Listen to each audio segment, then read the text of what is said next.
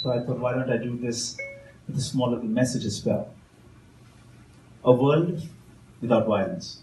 How do we really get this started? Let me share a nice little story and also, therefore, present a word of thanks along with that. A story of this amazing lady who asks one of her child to go out and take 10 rupees and bring home cooking oil so that she can cook her food. This kid goes out. As the kid is coming, he trips over. Half the oil from the bottle also gets spilled out. He picks up the other half, comes back home, tells mother, "Mother, I'm really sorry. I made a mistake. I could not do a small job well." Mom says it's completely fine. It's just little oil. But the kid is very negative, starts crying, says, "Mom, I am a terrible child." Mom says, "Just let go." But he says, "No, I won't even eat food today." The next day, the mother asks the other child to go out, 10 rupees, bring the cooking oil. The kid is coming. The kid falls down. Half the oil from the bottle spills over.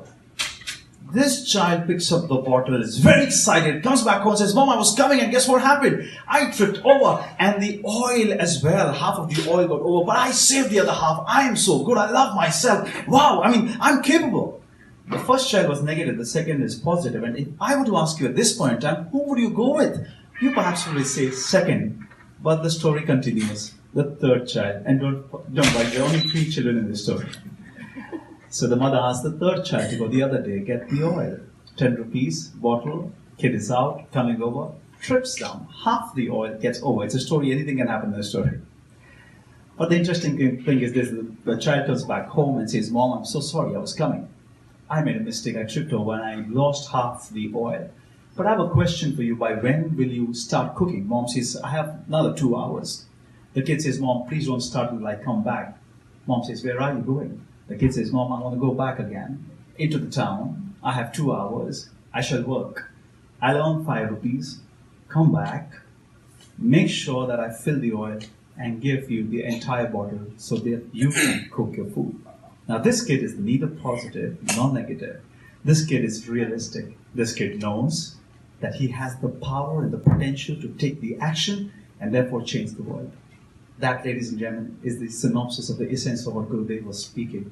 And that is, each person has to take responsibility for himself to bring about a change. And that's when we're going to see a beautiful world without any violence. On this lovely occasion, I would like to thank each one of you. Firstly, of course, you, man.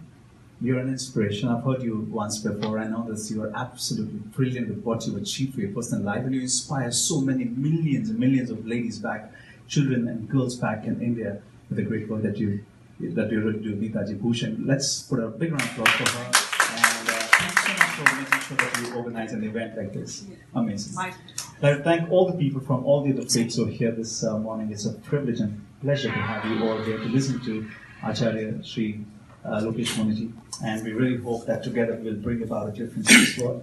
And everybody else who's seated over here, thank you very much for being here. On behalf of our Sangh, I would like to thank you for being a part of this wonderful day. You never know when the beginning turns into a revolution. This could be one that beginning, and the revolution could be in your mind. This is Rahul Kapoor, and thank you very much.